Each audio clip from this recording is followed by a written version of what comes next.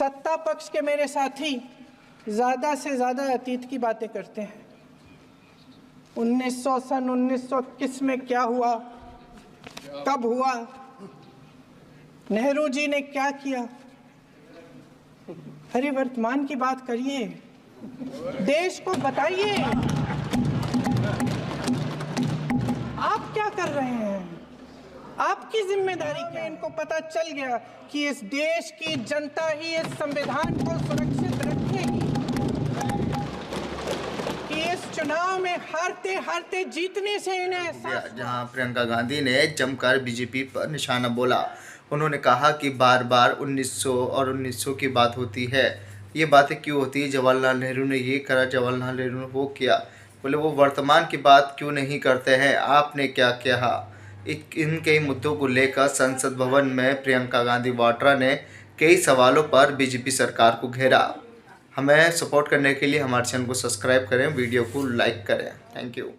में सूफियों में, बौद्ध धर्म में, जैन धर्म में, सिख धर्म में भी ये वाद संवाद, ये चर्चा बहस, इसकी संस्कृति रही है।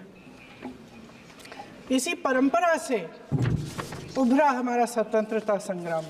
इसमें देश के किसान, देश के जवान, देश के मजदूर, देश के अधिवक्ता, देश के बुद्धिजीवी, चाहे किसी भी जाति के हो, चाहे किसी भी धर्म के हों, चाहे किसी भी भाषा को बोलते हों, सब इस स्वतंत्रता संग्राम में शामिल हुए। और उसी आज़ादी की लड़ाई से एक आवाज़ उभरी जो हमारी देश की आवाज़ थी। वो आवाज़ ही आज हमारा संविधान है। ये सिर्फ एक दस्तावेज नहीं है। बाबा साहेब अम्बेडकर, मौलाना आज़ाद जी, राजगोपालाचारी जी और जवाहरलाल नेहरू जी और उस समय के तमाम नेता, जैसे आपने कहा, इस संविधान को बनाने की जो कार्य में सालों के लिए जुटे रहे। इस संविधान ने हर एक देशवासी को ये अधिकार दिया कि वो सरकार बना भी सकता है और सरकार बदल भी सकता है। इस चुनाव में इनको पता चल गया कि इस देश की जनता ही इस संविधान को सुरक्षित रखेगी, कि इस चुनाव में हारते हारते जीतने से इन्हें एहसास हुआ। और कभी कभी उनका नाम धड़ाधड़ इस्तेमाल किया जाता है अपने आप को बचाने के लिए। उन्होंने HAL, BHEL, SAL, GAIL, ONGC, NTPC, railways, IIT, IIM, oil refineries, तमाम PSU बनाए।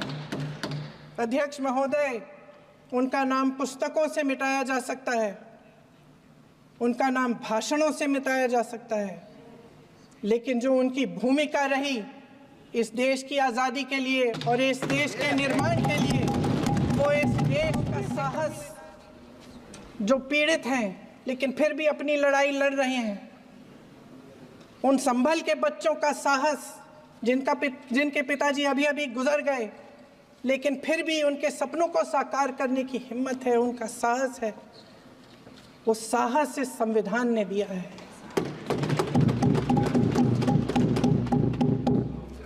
वो आत्मविश्वास इस संविधान ने दिया है। ये देश भय से नहीं चल सकता, ये देश साहस से ही चलेगा। आज संसद में बैठे हुए सत्ता पक्ष के मेरे साथी ज़्यादा से ज़्यादा अतीत की बातें करते हैं। सन 1921 में क्या हुआ, कब हुआ, नेहरू जी ने क्या किया।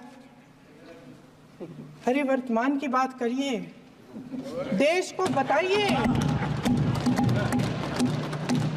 आप क्या कर रहे हैं, आपकी जिम्मेदारी क्या है, कि सारी जिम्मेदारी जवाहरलाल नेहरू की है।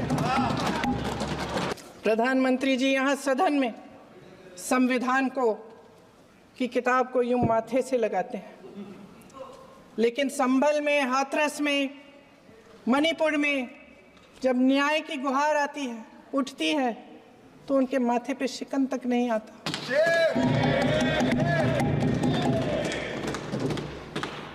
शायद समझ नहीं पाए हैं कि भारत का संविधान संघ का विधान नहीं है।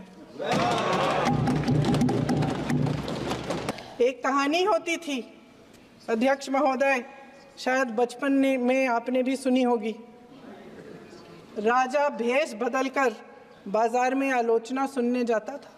भेष तो बदलते हैं आज के राजा, शौक तो है उनको भेष बदलने का, लेकिन न जनता के बीच जाने की हिम्मत है और न आलोचना सुनने की। ये देश कायरों के हाथों में ज्यादा देर तक कभी नहीं रहा है। ये देश उठेगा, ये देश लड़ेगा, सत्य मांगेगा, सत्यमेव जयते।